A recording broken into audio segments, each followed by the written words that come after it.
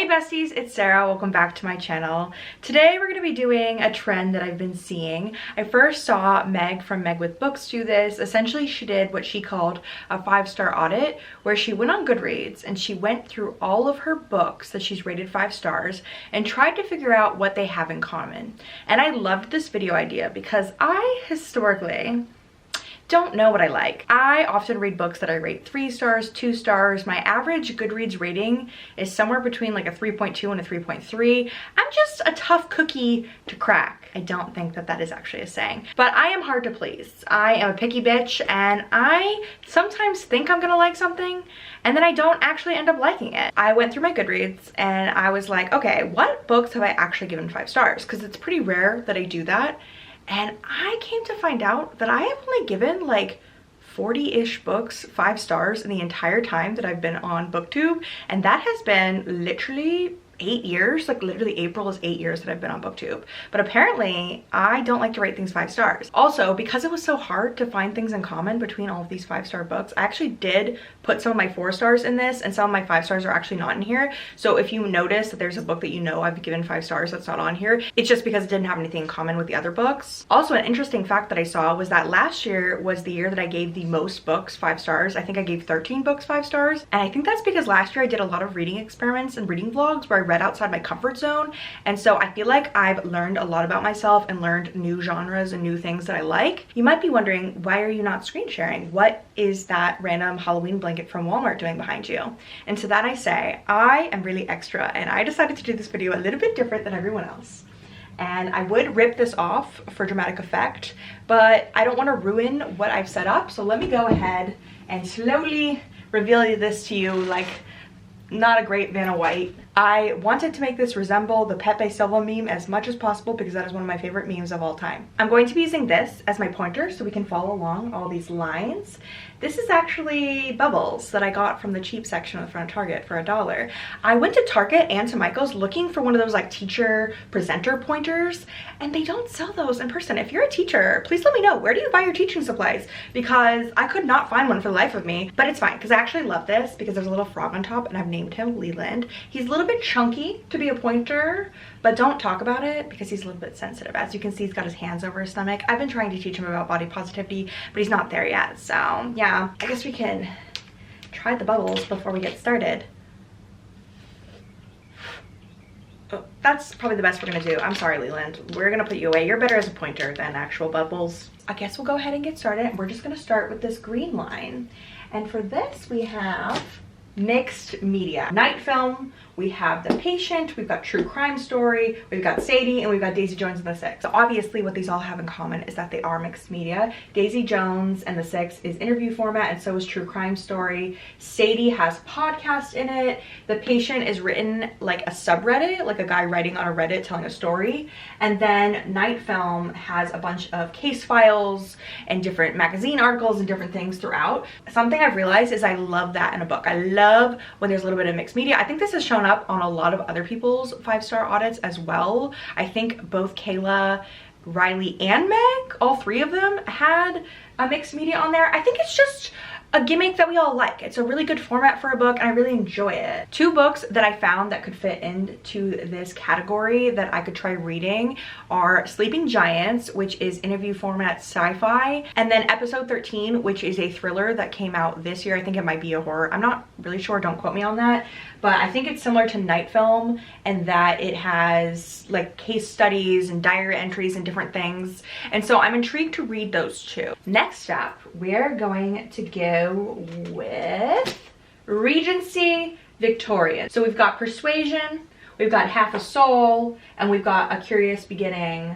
by Deanna Raybourn. I actually meant to also have Clockwork Angel by Cassandra Clare, but I ran out of room and I totally forgot about it. I literally have the extra one right here, and once I set this up I was like, I am not adding that, so pretend that's there. But anyway, I've always known that I like historical settings, Victorian and Regency specifically, because of the movies that I like to watch. I've always loved an adaptation of Jane Austen, Bridgerton, something like that. Like I've always loved that, and so it doesn't surprise me that I would like that in books. Obviously Persuasion is a classic, so it literally was like written during during that era, but there's just something about the propriety and just general vibes of that setting that really does it for me. And I don't know why I haven't read more Regency and Victorian, like especially when it comes to romance, because I read so much bad romance. Why would I not read more Victorian and Regency? I don't know. I actually did not come up with a specific example of a book that I could read for this, but I think Tessa Dare would probably count. I've definitely been meaning to read more of her romance. It's been a couple of years since I read one of hers, so maybe I could read like the Duchess deal. If you know of any Regency or Victorian romance or just books in general,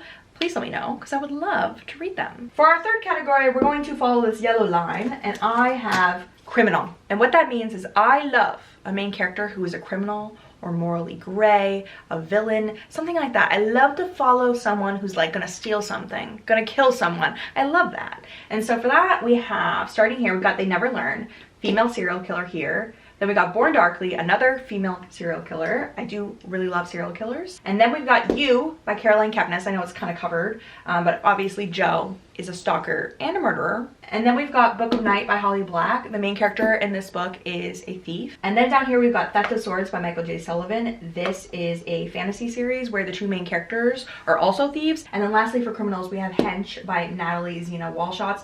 This main character is actually a supervillain. This is sort of her villain origin story after a superhero injures her. I would really compare it to The Boys, which is a show on Amazon Prime and also a graphic novel. And so I just love these kinds of characters where they're very morally gray. You're rooting for them even though they're like technically like bad and like doing bad things to other people. And for me, it doesn't really matter if what they're doing is justified or not. I just like when the characters are like that. So I don't know if I have a recommendation for this. I'm trying to think. I know A Certain Hunger is a book about a cannibal who goes to jail, so maybe that would count as a book that I'd want to read. I know Riley read that recently and gave it 5 stars and she recommended it to me, so I probably would put that on my list. In a similar vein to that, I have this category, which is gritty and dark. And so the way this differentiates is that the main characters can be criminals, but there's some quality to the book that's so dark and disturbing that you're kind of like, should I be reading this? Should I recommend this to people? I'm kind of afraid to recommend it. Like, you literally can't recommend the book without giving trigger warnings. We've got Black Iris by Elliot Wake, which is sort of like a revenge story. This girl is going off to college, something has happened to her, and she's like doing a bunch of stuff to everybody, and she's not necessarily a good person. And then we've got Born Darkly by Trisha Wolfe, which I said was a serial killer book. And then we've got Pretty Girls by Karen Slaughter, which is honestly just one of the most disturbing thrillers that I've ever read. Very dark, very gritty. And then we've got You by Caroline Kepnes, because obviously we're following the perspective of Jo, who is a stalker, and we're kind of like rooting for him. And then lastly, we've got Roanoke Girls by Amy Engel, which is another just like really gritty, dark, kind of taboo thriller. I just love books that have this feeling where like as I'm reading them, they're just kind of like scandalous. So in preparation for this video, I did look up some other booktubers videos where they're recommending like gritty, dark, disturbing books that they've read, and one that kept coming up was Pen Pal. And I actually literally don't know what this book is about, but everyone says it's really gritty and really dark and scary. And so I think that I could read that and that could probably fit into this. I think horror in general could probably fit in, but not all of these books obviously are horror. Some of them are different genres. Like Born Darkly is a dark romance, and then Black Iris is more of like an erotic thriller. This one has a lot of like very gritty, very graphic like sex scenes and a lot of like dark topics. So yeah, but I think I could read Pen Pal. Okay, next up we're gonna go with this teal line here. And so that category is simply Emily Henry. I love Emily Henry. Everything she writes in the romance genre, I love. We've got People We Meet on Vacation, then we got Book Lovers, and then we've got Beach Read. Just iconic romances for me. Love them. They really set themselves apart as being my favorites. Everything that Emily Henry does in her books just feels so good to me. They're very character driven, and there's usually a plot going on and really strong side characters. And so each one of these has sort of a different thread that goes through them. If I had to rank, I probably would say People We Meet on Vacation, then Beach Read, then Book Lovers. But in general, I just love her romances. And so I actually searched on Goodreads for recommendations similar to Emily Henry. And one book that kept coming up was The Roughest Draft. People compare it a lot to Book Lovers. Some people say they like it better than Book Lovers. I know it's about 2 writers that used to be in a relationship, I think, and they had a falling out, and now their publisher like wants them to write a book together, and so they have a lot of baggage. I do think that there might be cheating in this, which is not my favorite trope. Like, I don't love cheating as a plot device, but I am interested to try it because I really did enjoy Book Lovers and I would love to read something similar. I feel like someone also compared it to People We Meet on Vacation, where they have like this long history where they like know all these things about each other and now they're like coming back together and we're getting all the memories and figuring out like what happened for them to have a fallout, which is similar to what happens in People We Meet on Vacation.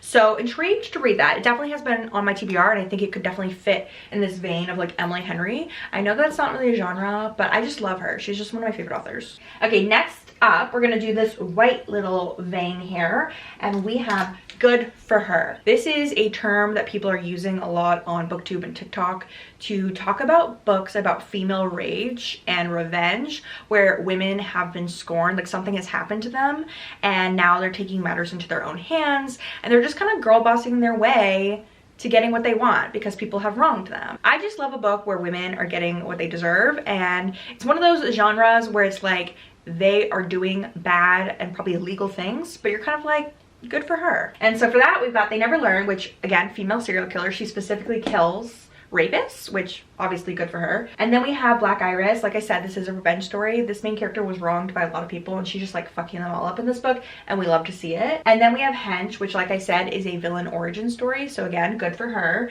And then down here we've got A Dowry of Blood, which is a very whimsical, very beautiful book about one of Dracula's wives, and it's written in letters where she's writing to Dracula about why she killed him, about their like abusive relationship.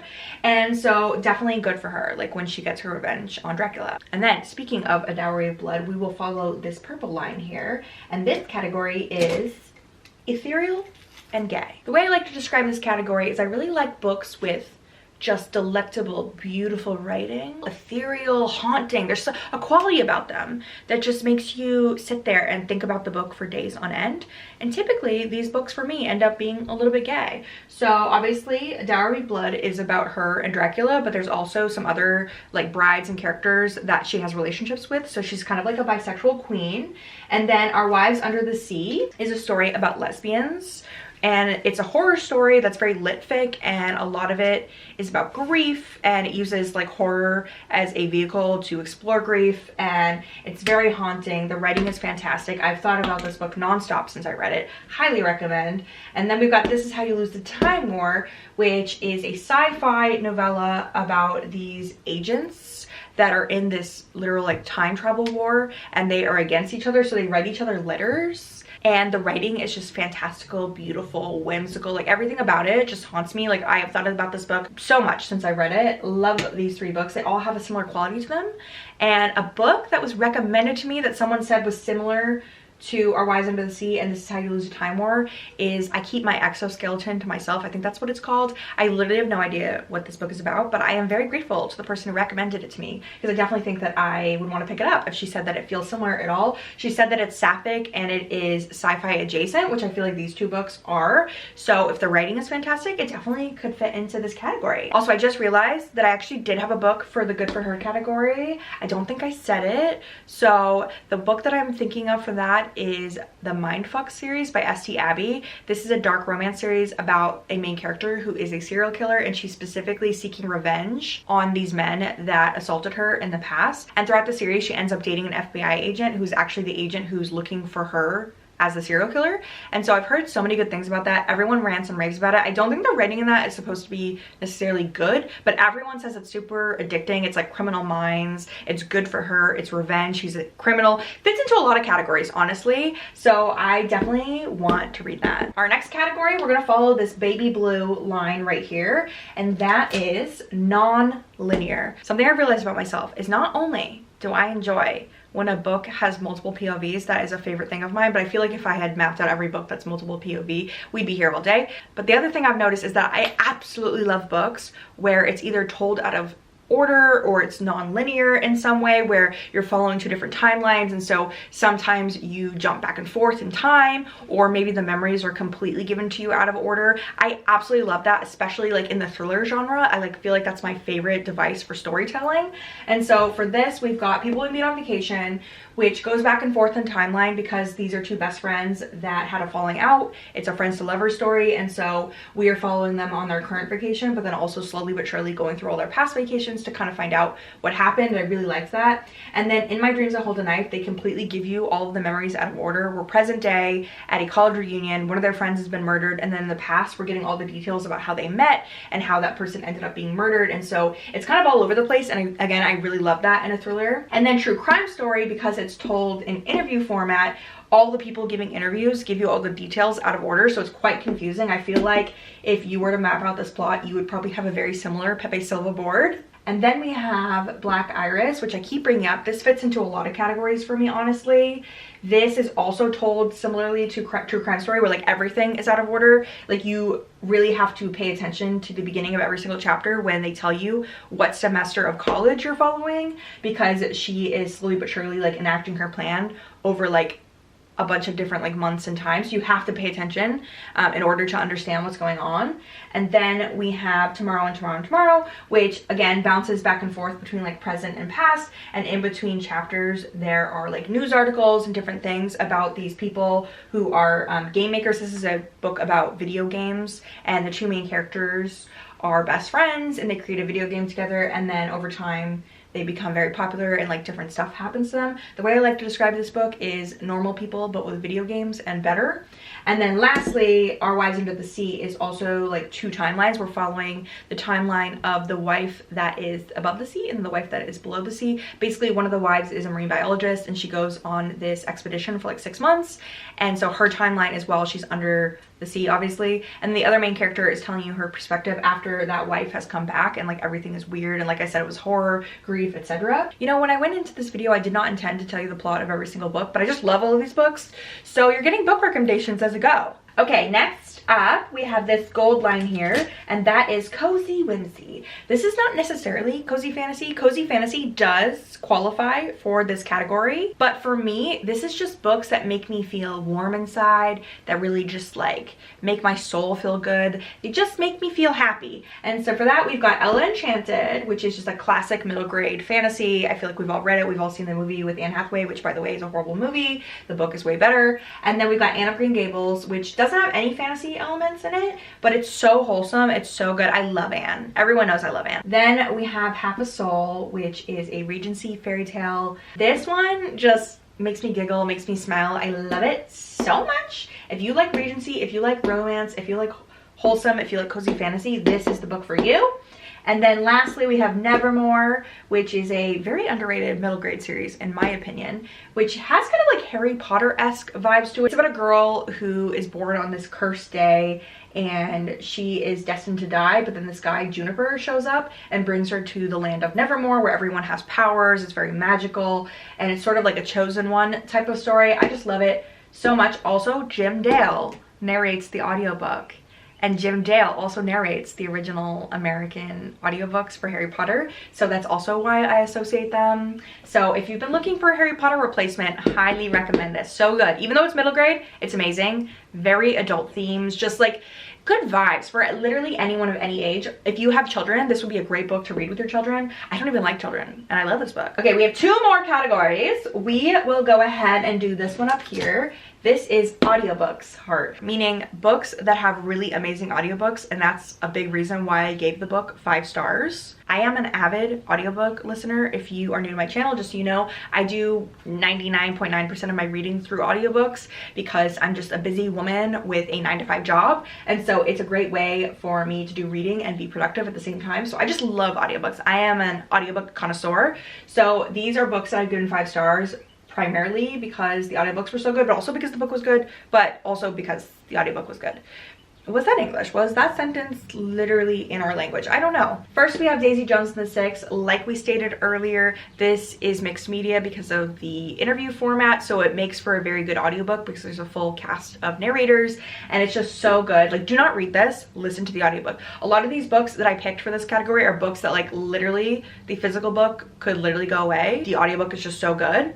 So Daisy Jones and the Six, then The Diviners, which, oh my god, January Lavoie, who is the narrator for this, is just amazing, like so amazing. She does all the voices for the different characters. This is so many multiple POVs, and she just does everyone's voices so well. She just really encapsulates the kind of 1920s vibe. It's so good, it's so good. And then Sadie by Courtney Summers, like we said earlier, is got a podcast in it, so they put all those podcast elements into the audiobook, so I feel like that really enriches the reading experience, so I'd highly recommend that. And then True Crime Story, again, interviews similar to Daisy Jones, so those are really good, and there's a lot of like sound effects and different things in this, so really enjoyed that. And then Theft of Swords by Michael J. Sullivan. There's more than one audiobook for this, but the one that I highly recommend is the fully dramatized version. It is literally like a movie in your mind. That is actually the tagline of the company that does it. They're called Graphic Audio. So this has a full cast of actors and narrators, and there's also sound effects, background music. Like, this is probably the most exciting audiobook out of all of these. Like, all of them are pretty good, but this one is like fantastic, amazing. I actually would not recommend physically reading it because you would be missing out. This audiobook is so good. Like I said earlier, I love a book with a gimmick, with a mixed media aspect, and I feel like those audiobooks tend to be really great.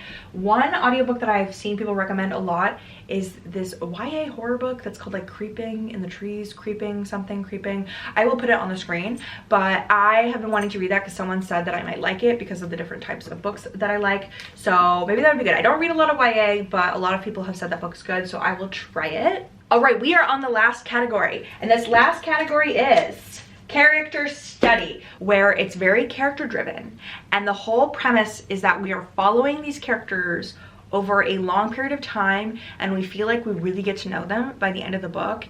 And I feel emotional and emo about these characters. Like, that is what I love in a book. Typically these books also make me cry. That could also be a subcategory for this, books that have made me cry. In general, a lot of these books have made me cry. Books that I give 5 stars tend to be books that make me feel emotional, whether that's like happy, sad, whatever. And so this character study category is a lot of times we're following people over generations, or we're following them through their whole life, or we're just learning a lot about them. So the first of these is The 7 Husbands of Evelyn Hugo. Obviously most of us have read this book, but we really get to know Evelyn over the course of the story. I feel like she was my bestie, my girl boss by the end, and I just loved following her life story. It was just kind of iconic.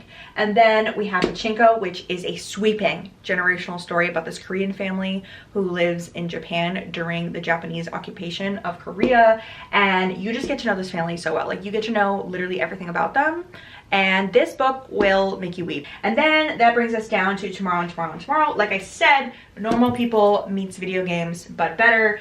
This book literally made me sob. You can see it in the vlog if you want to. And then lastly in this category, we have The World Gives Way by Marissa Levian. I had a hard time putting this book into a category because I just wanted to recommend it so bad, but I couldn't really think where it went because it doesn't really follow as long of a period of time as these books do, but it still is a character study. It is light sci-fi, but mostly it's about the stories of our main characters. Highly, highly, highly recommend this book. I have talked about it non-stop on my channel, but if this is your first video of mine that you're watching, I don't mind plugging it. Essentially, the plot of this book is that the world has ended. Like, Earth as we know it is kaput. And we are about 150 years into the future after that happened, and all these people went and lived on this spaceship that was going to take them to a new planet that they could live on. And so obviously at this point, multiple generations have been living on this ship, and so nobody really remembers Earth. Our main character Mira is a contract worker, which in this world is essentially an indentured servant. So Mira was born into this, and she doesn't really like being a contract worker. So at the very start of the book, the people that she works for end up dying, and she has an opportunity to run away on this spaceship.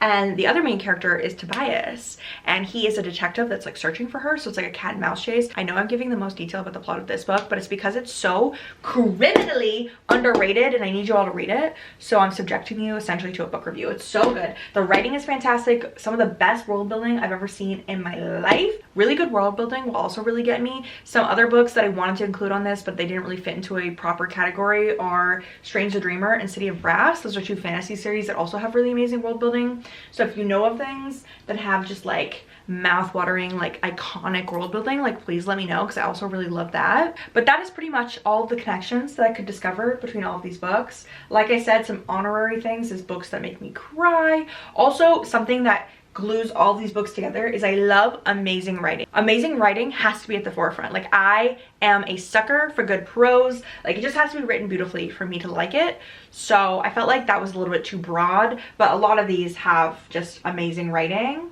Also, I totally forgot to talk about a book for this character study category, and I think a book that I want to read that I've heard is kind of similar to Pachinko is Homegoing, which I believe is also a multi-generational story. But anyway, that does officially bring us to the end of this crazy web of what I like in books. If you can think of any books that fit into these categories, please let me know down below. Like, I need to know, because these are just so iconic, all of these. Like I said, some of them were 4 stars when I rated them, but I am trying to be more generous and teach myself how to love more.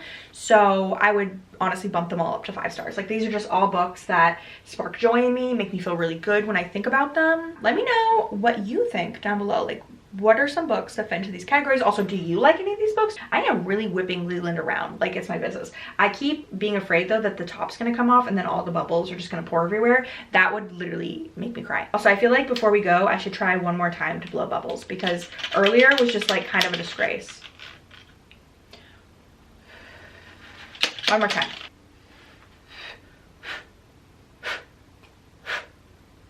Anyway, that brings us to the end of this video. I hope you enjoyed it. Let me know what you thought of this concept. I kind of really enjoyed creating this Pepe Silva-esque board here. It made me feel good inside. Also, if you made it to the end and you did like the video, feel free to use a frog emoji in your comment down below so we can pay homage to our boy Leland here. I think he'd really appreciate it to hear from you guys and just see all those frogs in the comments. So yeah, thank you all so much for watching. You're all beautiful. Have a nice day.